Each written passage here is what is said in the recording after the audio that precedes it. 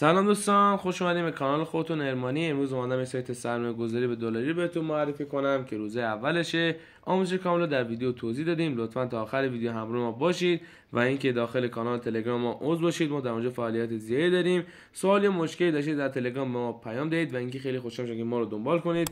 خب بریم سراغ توضیح سایت.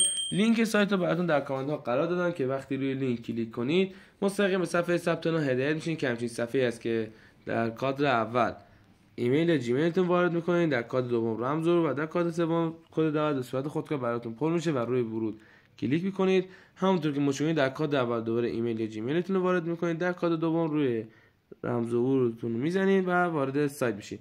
خب دوستان، این قسمت بالا میتونید پشتیبانی سایت پیام دهید. این قسمت هم میتونید زمان سایت رو عوض کنید که ما روش میزنیم. همونطور مشاهده کنید زمان سایت میشه عوض کرد. زمان سایت فارسی است، سایت فیلتر نیست و با ایرانی‌ها هیچ مشکلی نداره. خب دوستان، بریم وارد سایت شیم که بقیه توضیحات رو بهتون بدم.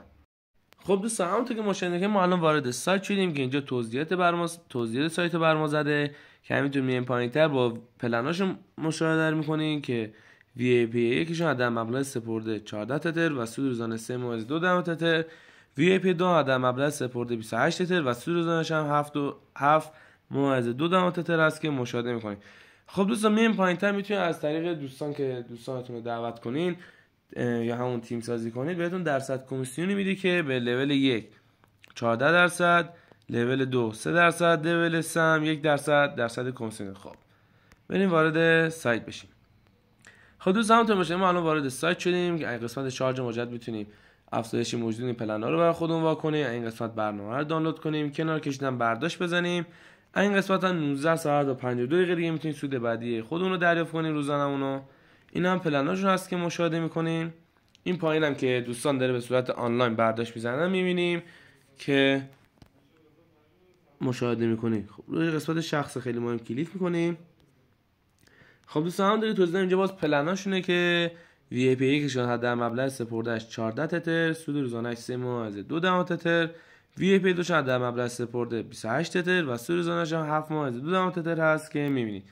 روی صفحه اصلی برمیگردیم و روی قسمت شارژ مجدد کلیک میکنیم. خب دوستان، همونطور مشاهده میکنیم ما اینجا 4 تا ارز داریم که ما با گزینه اول تتر TRC20 وارد میشیم. خب ما این آدرس رو کپی میکنیم و به همین آدرس سرمایه‌مون رو واریز کنیم به اندازه پلنی که میخوایم برامون فعال بشه. برمیگردیم عقب، باز روی قسمت وظیفه کلیک میکنیم. خب دوستان، اینجا هر روز به ما یک وظیفه میده که این وظیفه رو ما انجام بدیم میتونیم سود روزانه‌مون رو دریافت کنیم و روی قسمت کنار کشیدن کلیک میکنیم. خب دوستان، همونطور مشاهده کنید هر 24 ساعت یک بار میشه برداشت زد. اینجا کل موجودی ماست. روش برداشت تتر TRC20 است. اینجا هم حداقل مبلغی میشه برداشت زد 3.2 تتر. اینجا آدرس کیفولتون رو میزنید.